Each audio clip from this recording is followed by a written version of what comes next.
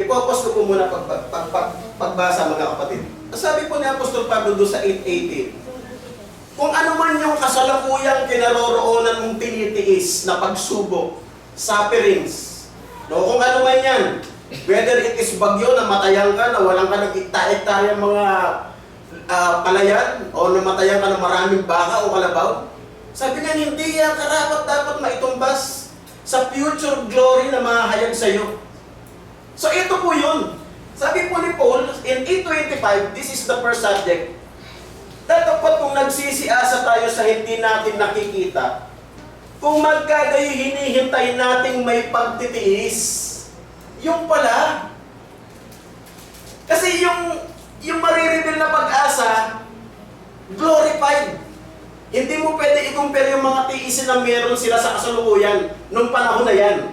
At mamaya, alamin natin, i-reveal natin yung tabi, kung baga sa may nakasarado pa, ano ba yung mga tiniis nila? Kasi, minsan, alam nyo, nagbabasa tayo ng passage, parang ang gaan lang eh. Pero, dapat, sabi nga ng nag-isa na painggan ko, you wear their shoes. Dapat, natutungo ka sa shoes nila, dapat nandun ka sa panahon nila para manamnam mo yung sinasabi ng mensahe. Payag kayo? Parang naalala ko nung dati, alam niyo yung palabas na flying book? Superbook? Yung parang nagta-time travel sila, pumupunta sila sa time ng istorya ni Jesus Christ, istorya ni Samson, na si Samson po is isa po sa mga hukom ng bayang Israel. Parang manamnam nila talaga yung binabangkit ng passage. Kasi ito po, magiging walang kabuluhan kung hindi po tayo pupunta sa panahon nila. Nakuha niyo po? So ito po yun. Bakit? Yan ang napakagandang tanong. Bakit hinihintay na may pagtitiis? Yung pag-asang hindi nakikita. Kasi sa verse 24, sabi po ni Paul, sapagkat tayo iniligtas sa pag-asa. Datapot ang pag-asa na nakikita ay hindi pag-asa. Kaya sino nga ang umaasa sa nakikita? Diba? Kasi yung pag-asa na nakikita, hindi tunay na pag-asa. Nakuha niyo po? At mamaya alamin natin bakit. Ito, magbibigay na akong isang pangunang dahilan. Pag binanggit po yung teenager, parang ano po yan eh, parang isa po yung cycle ng buhay natin. Teenager, 13 hanggang 19 lang yan. Payag kayo? Tama? Kasi pag nag-take ka na, 20, hindi ka na teenager.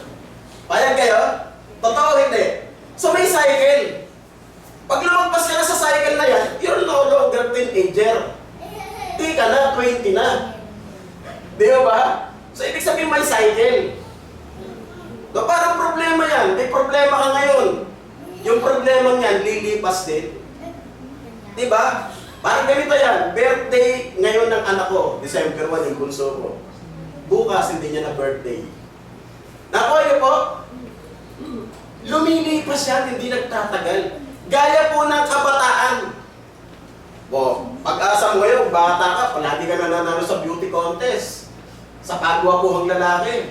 Hanggang kailan ka magiging sariwa? Hindi ka ba mauuwi sa pagtanda? Di ba sabi? Chapter 12 ng Ecclesiastes. Di ba? Darating ka sa panahon ng pagtanda. Hindi ka mananatiling bata. Ang kalakasan mo hindi mananatili sa'yo, darating ang panahon. Yung paghawak mo lang ng baso, magsishay ka na. Magaganyan ka na, oh. Tama? Kaya tama yung sinabi ni Paul. Ang pag-asang nakikita, hindi pag-asa. Kaya sino umaasa sa nakikita? Nakita mo na eh. Diba?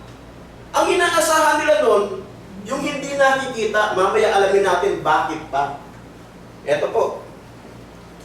Ang design po nito, yung mga sufferings na meron tayo, no? Its design is to show the power of the gospel in sustaining the souls of servant of Christ in times of trials or tribulation. Di ba kapag ka natulong ka, parang ganito yan eh. Yung ginto, paano ba sa mga mag-aalahas? Paano po lalong nadadalisay ang pagkaginto? Hindi ko ba pag dinadaan sa apoy? Kaya kayo? At nang araw, nung maliit pa ako, yung amo ko ho kasi, ako po yung naging boy. Pinag-aaral nila ako from elementary hanggang makatapos ako ng high school. Yung amo ko po, mag-aalahas, pinapupunta ako lagi na sa Quiapo. Yung palang mga ginto, kaya lalong nagiging dalisay, yung talagang tinatang sa matinding ano ng apoy. Yung degree. Mentras na dumadaan siya doon sa mataas na degree ng apoy, lalo ho nagiging dalisay ang pagkaginto niya. Same din in our faith, mga kapatid. Kaya ito po, yung gospel, nagsusustain po ito sa bawat kaluluwa ng Kristiyano na nandoon po sa kani-kanyang pangkasalukuyang dinadaan ng pagsubok sa buhay na ito. Tingnan po ninyo, in Romans 5, verses 3 to 5. Ito po sabi, Romans chapter 5, verses 3 to 5. At hindi lamang gayon, kundi naman nagagalak tayo sa ating mga kapighatian. Pupos ko pagbasa.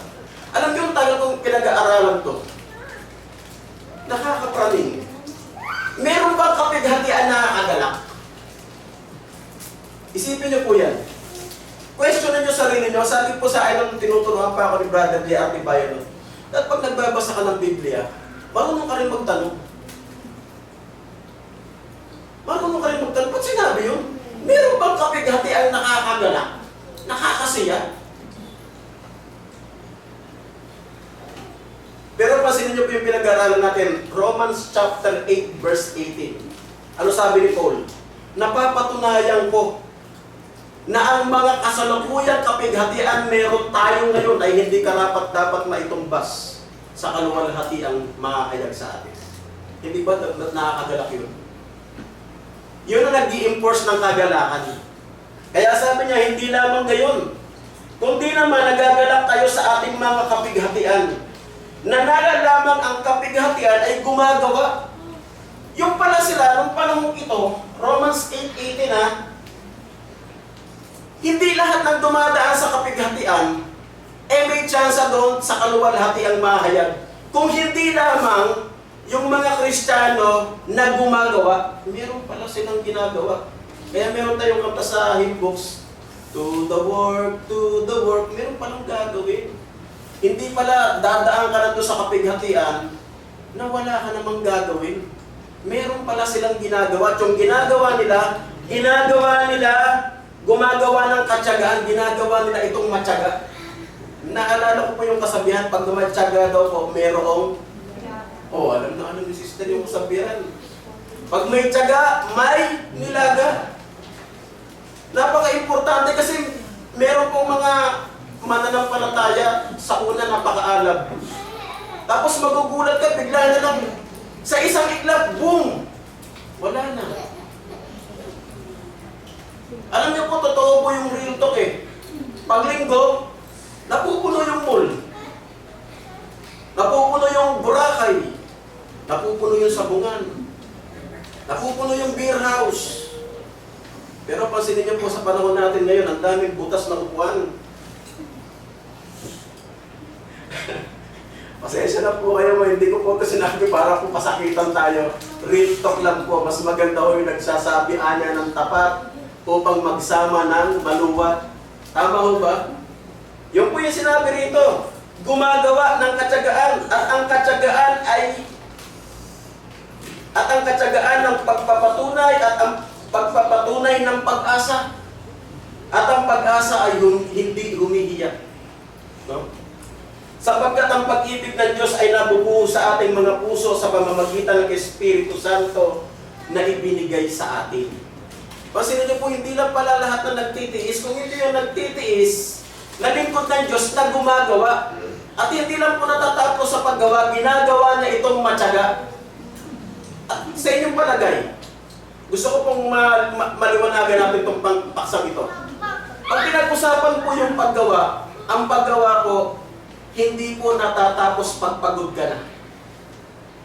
Di ba? Dati pag yung mga bata naglalaro ng mataya-taya, ayoko na, pagod na ako, ayawan.